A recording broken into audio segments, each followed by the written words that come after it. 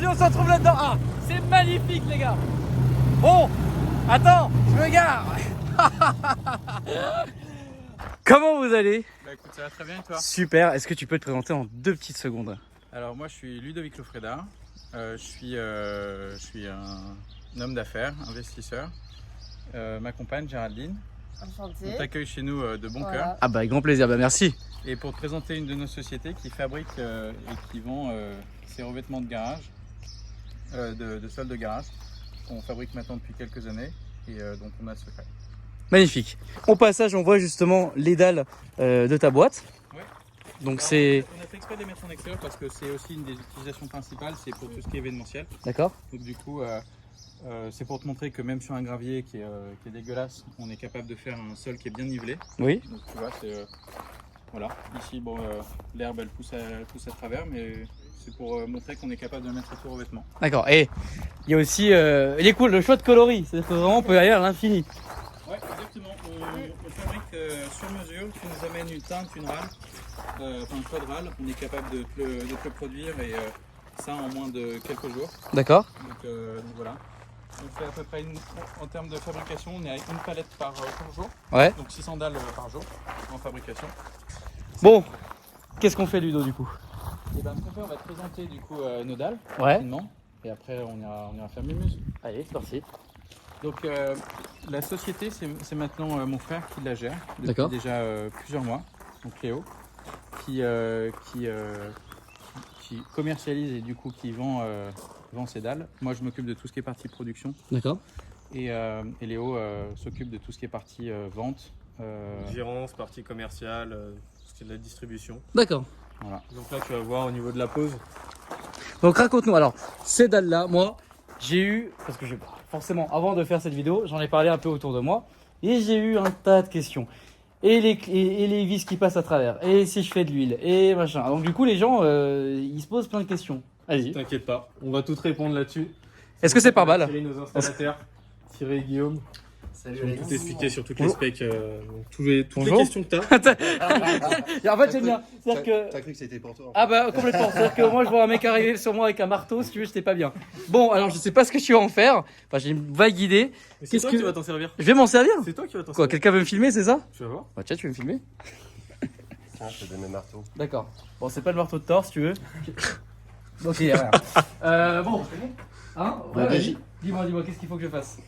Donc j'ai un marteau. Donc t'as les dalles. Bon, déjà, on t'a posé pas mal de questions par rapport aux dalles. Oui, Alors, qu'est-ce qu'on t'a posé comme type de questions? I have the marteau, so I can poser les questions. Alors, je suis un mécano, je lève la voiture sur mon pont, je suis en train de bricoler, et vu que je suis une saucisse, il y a une vis qui tombe. Non, c'est pas, je sais pas que c'est une saucisse, mais enfin... ça Bah, arrive en fait, avec ça c'est une des remarques, que nous font systématiquement les clients qui veulent s'équiper de dalles. Mhm. En fait, c'est possible, mais il faut vraiment que ça soit des très très petites pièces parce que l'écart, si tu veux, au niveau des stries, Mhm. quand on regarde, il est de 0,4 mm. D'accord. Donc déjà, il faut limite faire de la micromécanique pour qu'il y ait une petite pièce qui passe. D'accord. Si jamais tu as une toute petite vis qui traverse et tout, en fait, il suffit d'éclipser les dalles. Donc en fait, il y a un outil où tu Bah, passes montre. là. Ouais. J'avais pas l'outil là. D'accord. Ça m'a pris par surprise, on était en train de finir l'installation. Donc en D'accord. fait, tu le passes ici, tu tires et tu déclipses la dalle. Et comme ça te permet de récupérer la vis. D'accord, ok. Autre question, par exemple, si je suis toujours mécanicien. Vous êtes casse-couilles les mécaniciens quand même. Hein. Faites les mecs du detailing, ils sont pas chiants, tu vois. Les mecs, ils passent de l'eau, tout va bien. Je fais une vidange, j'ai de l'huile qui tombe un peu partout. Bah, en fait, les dalles sont drainantes, c'est-à-dire qu'elles sont hyper ventilées en dessous et elles laissent passer tous les liquides. Alors, comme on savait que tu allais poser la question, on a prévu un petit truc. En fait, quand tu... C'est de l'huile? Non, c'est Non, c'est de l'eau. Que ça soit de l'huile ou de l'eau, c'est à peu près la même chose. Oui, parce que au final, ouais. le polypropylène, c'est du 100% polypropylène chez nous. D'accord. Donc, il n'y a pas d'adjonction de talc à l'intérieur. D'accord. En fait, c'est un matériau, ce qu'on appelle un matériau neutre. C'est-à-dire que ce D'accord. n'est pas poreux et ça n'a pas d'échange chimique avec son environnement. Ce D'accord. qui fait que rien n'adhère. Ok. Donc, tout traverse. Donc, en fait, que ça soit de l'eau ou des liquides, en fait, tu vois, par exemple, tu rentres avec une voiture mouillée. Bah, en fait, tous les liquides vont traverser. D'accord. Et au niveau de la production, déjà le polypropylène à la base, c'est un matériau qui est plutôt antidérapant. C'est-à-dire qu'il y a un pouvoir abrasif qui est assez important. Et en plus, au niveau de la production, on fait ce qu'on appelle un grainage dessus. C'est-à-dire que c'est prévu pour qu'elle soit antidérapante, même mouillée. Donc même mouillée, tu ne glisses pas, tu es en sécurité. Ah ouais, effectivement. Quand c'est d'huile et tout, souvent on me dit oui mais bon sous les ponts, quand on les met sous les ponts, on fait tomber beaucoup d'huile et tout. Alors il y a deux techniques. Il y a la technique, on va dire, on s'en fout. Ouais. C'est-à-dire que tout traverse et puis on laisse Et sécher donc en tant dessous. mieux, voilà. Et c'est très bien comme ça. Et on fait, ce qu'on fait souvent, c'est qu'on fait ce qu'on appelle des tabliers sous les ponts. C'est-à-dire qu'on coupe les clips au niveau des dalles. Et quand il y a des accidents, ils retirent le tablier et ils envoient de l'absorbeur. Ils reposent le tablier. Oui, comme un après normal. par-dessus. D'accord, ok. Alors, le marteau du coup que je me travaille depuis tout à l'heure, Ouais. c'est Mackenzie. Ouais, je connaissais Alors, pas la chaîne. en fait- Comme l'acteur, il y a un acteur qui s'appelle Mackenzie. Bon, bref, voilà. Oui. Le fameux petits outils pour déclipser les dalles, tu vois, D'accord. c'est ça en fait. Ok. Bon, je vais pas vous montrer, mais tu passes entre les stries ici, tu tournes et tu tires et tu déclipses la dalle. Bah vas-y, si tu veux nous faire une petite démo. Après, il faut repérer le sens. Là, de là, clips. t'es bon, là, t'es bon. Non, c'est là. Tu la clipses comme ça, et quand tu tires, tu la déclipses. D'accord, ok. Et après, tu la reclipses. D'accord, génial. Donc oui, c'est hyper facile. Quoi. En fait, le gros avantage, c'est que tu n'es pas obligé de démonter une travée entière quand tu veux accéder en dessous. Oui. Là, on va te montrer comment les clipser les dalles. Et c'est toi qui vas le faire. Ok, vas-y. Pendant que j'y pense, une autre aussi, souvent il y a une autre question, c'est comment ça s'entretient. Parce que Oui. les gens ils disent ah bah ouais c'est bien, ça traverse, c'est super, mais comment ça se passe? Je suis obligé de tout enlever pour entretenir. En fait non. C'est fait quand tu regardes comment sont faites les dalles dessous. Je vais te montrer. En fait, les petits carrés, en fait, c'est des alvéoles de succion. C'est-à-dire que quand la dalle est posée au sol et que tu passes un coup d'aspirateur dessus, ça crée un effet de succion et ça soulève tout ce que tu as en dessous. Ah, excellent. Alors le seul truc, c'est qu'il faut le faire quand le sol est sec, forcément, parce que quand c'est mouillé, la poussière Déjà, conglomère un l'aspirateur, petit peu. il est pas ça. Voilà, en général, les particuliers, alors on ne va pas parler de mon cas parce que je suis pas forcément représentatif, mais ils passent un coup d'aspirateur par an, ça suffit largement. D'accord. Et toi, 10 fois Non, moi c'est l'inverse, moi c'est plutôt tous les 10 ans. Ah bon, bah, voilà. Voilà, après, autre question qu'on nous pose souvent, c'est ça se pose comment? Tiens, puisque tu voulais jouer du marteau. D'accord. En fait, au niveau des coupes, c'est très simple, ça se coupe. Alors moi, je conseille de les couper à la scie circulaire. D'accord. Pourquoi? Parce qu'on peut les couper, avec un lapidaire, avec une scie sauteuse et tout. La problématique qu'on a avec les scies sauteuses, c'est que souvent les particuliers ils utilisent des lames souples, c'est-à-dire des lames assez fines. Et quand tu fais les coupes, tu vois par exemple ici on a fait une coupe. Quand tu fais les coupes, en fait, les lames ont tendance à sauter de strie en strie et ça fait pas des coupes qui sont super clean. D'accord. Moi, ce que je conseille, c'est d'utiliser une scie circulaire avec les butées. Tu vois, par exemple, ici, tu as une coupe droite à faire, tu mets ton guide et tu balances les dalles et tu coupes les dalles. Génial. Une fois que c'est fait, au niveau de la pose, bah tiens, je vais te laisser faire. Hop. Alors, je vais te laisser faire, tu vas voir. Hop. Tu positionnes ta dalle, donc tu vois, tu as des clips ici, des picots ici et des picots ici. Côté mâle, côté femelle. Tu positionnes ta dalle, tu mets un petit coup de marteau. Nickel. Et c'est clipsé. Donc, là, comme ça. Hop. Nickel. Hyper facile. Une fois que c'est posé, ça ne bouge pas, c'est vachement pérenne, c'est garanti 20 ans. D'accord. Ça résiste à 33 tonnes au mètre carré en statique et 20 tonnes en roulage. Nous, on est en contrat avec des fabricants, avec des garages poids lourds et Scania et des choses comme ça. Ils roulent dessus avec les Smiths, ça pose aucun problème. Ok, parfait. Je voulais te montrer rapidement. Donc du coup, il y a beaucoup de, il y a tellement de choses à expliquer sur nos dalles. D'accord. Le truc, c'est que en fait, il y a déjà des dalles qui existent depuis de nombreuses années. Oui. Moi, à la base, quand c'était en fait un besoin personnel quand j'ai créé ces dalles-là. Ouais. C'est parce que j'avais déjà acheté des dalles. Ça m'avait coûté une fortune. C'était 45 balles du mètre carré à l'époque, il y a quelques années. Et niveau qualité, c'était pas top. C'est-à-dire que j'avais payé quelque chose qui était cher et la qualité n'était pas au rendez-vous. C'est-à-dire que tu vois, là, on a du soleil qui va en pleine journée venir décolorer venir décolorer la dalle. C'est ce qui se passait avec les anciennes. C'est-à-dire que j'avais ces soucis-là de décoloration de dalle, elle séchait et elle se craquait. Donc du coup, on avait acheté des produits qui étaient assez chers et ça nous a chier parce qu'on avait une grosse surface. Et du coup, on a dû, à un moment, se poser la question de comment ce produit est fait. Donc du coup, comme on a au départ dans une société au Portugal qui injecte du polypropylène, j'aurais demandé de faire une étude sur justement ce que pouvaient être les améliorations qu'on pouvait amener. Et en fait, toutes les améliorations qu'on a, elles ne se voyaient pas forcément à l'œil nu. Là, tu vois, on a l'exemple de deux concurrents. En fait, il y a un truc que j'adore, c'est que le gars, c'est un entrepreneur. C'est-à-dire qu'il n'y a pas de problème, il n'y a que les solutions. C'est pour ça que depuis tout à l'heure, je lui pose que des petits soucis de questions un peu chiantes. C'est parce qu'en fait, il a la solution à tout. Ça, c'est pas mal. Pas de solution à tout, mais, Lui va faire le support en fait pour mettre la M249 sur la petite Jeep. Alors que la Jeep, normalement, elle sera comme ça. Bref, ce que j'aime bien, c'est que le gars, en fait, il a acheté des dalles. C'était de la merde. Enfin, c'est pas de la merde, mais il y avait des problèmes. Il a créé lui-même des dalles. Non, mais, enfin, c'est quand même stylé. Et donc, du coup. on a amélioré un produit qui existait. D'accord. Mais on l'a vraiment amélioré, quitte à le devenir quasiment exclusif. Et il l'a rendu moins cher. Non, mais attends. Et on l'a fait vraiment, vraiment bien moins cher. Et c'est pour ça qu'aujourd'hui, d'ailleurs, cette vidéo va en faire parler plus d'un parce qu'on est vraiment les bêtes noires des produits qui existent déjà. D'accord. Parce qu'on est bien mieux, bien moins cher. Ouais. Et surtout, on a une vraie recherche et développement. C'est-à-dire qu'aujourd'hui, tu vois, là, tu as 2 dalles. D'accord.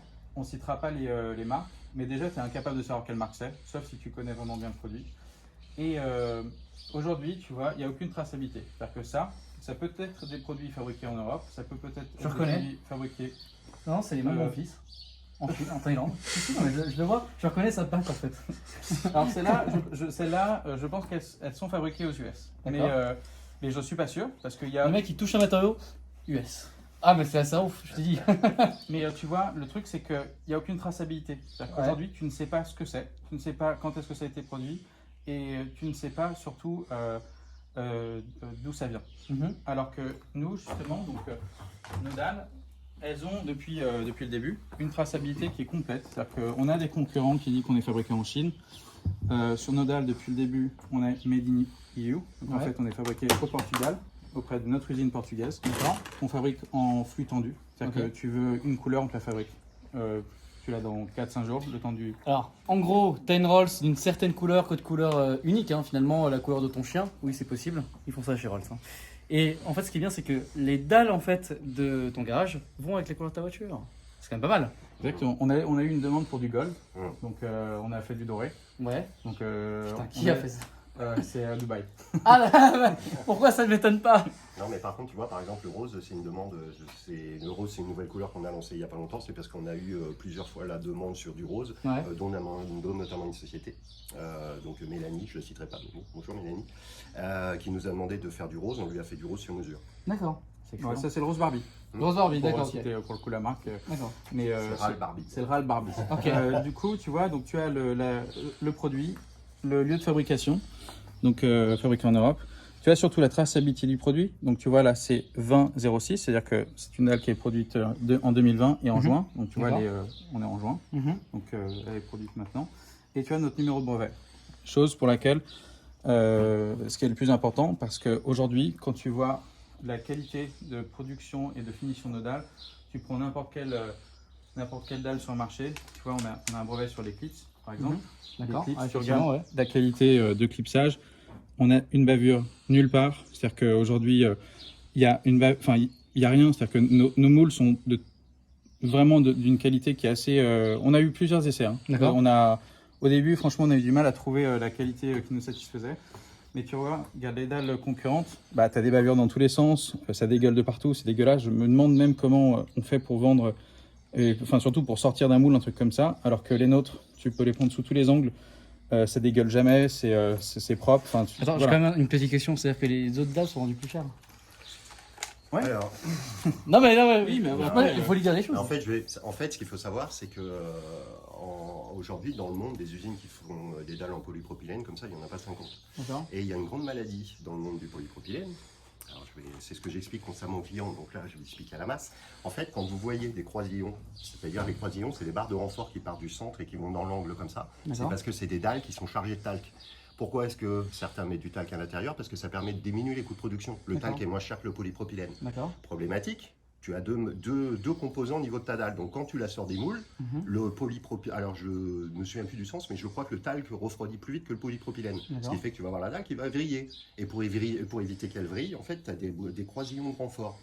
Nous, quand on a lancé l'idée avec Ludo, en fait, l'idée c'était d'avoir un produit au top. Donc on est parti sur du 100% polypropylène. Ce qui explique que quand tu regardes, la dalle, elle est hyper profilée visuellement et tu n'as pas de barre de renfort. Le problème du talc, le principal problème, c'est que tu changes la structure moléculaire au niveau d'une dalle et en fait, tu vas avoir des problèmes de décoloration, des problèmes de poids. Bon, un mythe aussi, Nos Genre voilà. dalles ne cassent pas. C'est-à-dire D'accord. que c'est marrant comme la concurrence peut dire que nos dalles cassent. Tu peux les plier autant que tu veux. Les dalles, elles cassent pas. What? Ah oui, d'accord. Tu vois ici par exemple, on a un revêtement de sol. Notre sol il est vachement en pente. Tu vois qu'elles prennent parfaitement la pente. C'est de l'auto-nivelant comme ce qu'il y a à l'extérieur. D'accord. Et tu peux les plier à l'infini. Tu peux faire ce que tu veux sur les dalles. Ça cassera jamais. Tu peux mettre un tank sur les dalles. Tu peux mettre un tank sur les dalles. D'ailleurs, ça serait à faire ça. Une petite T55. Alors, qu'est-ce que j'en fais du marteau parce que... Tu me le rends. D'accord, on a dommage. pas fini. Bon bah voilà. Ah, on n'a pas fini. Non, D'accord, non, ok. voilà. Bon, pour terminer sur les dalles, c'est aujourd'hui, au niveau professionnel, que ce soit au niveau professionnel ou au niveau des particuliers, on a énormément de demandes. Alors partout en Europe, parce qu'enfin en Europe et même dans le monde, parce qu'aujourd'hui on fait partir des dalles en Australie, au Brésil. C'est un super produit. Voilà, on a un retour client qui est hyper positif en termes de qualité et puis en termes d'esthétique. Donc c'est un produit qui paraît basique mais qui est hyper technique en fait, parce que c'est techniquement parlant, c'est un produit qui est vraiment abouti. Et puis après, c'est esthétiquement parlant, bah voilà, là on est parti. Bon, après on est parti là sur des couleurs assez sobres parce qu'on est dans un environnement assez sobre. Après, on fait des routes dessinées au sol, on fait des énormes damiers de tout en multicouleurs et tout. Et aujourd'hui, on a 12 couleurs et en plus, on fait des couleurs ad hoc. D'accord, parfait. Bon bah écoute, c'est nickel. Merci à toi, Alex. Avec plaisir, merci à toi.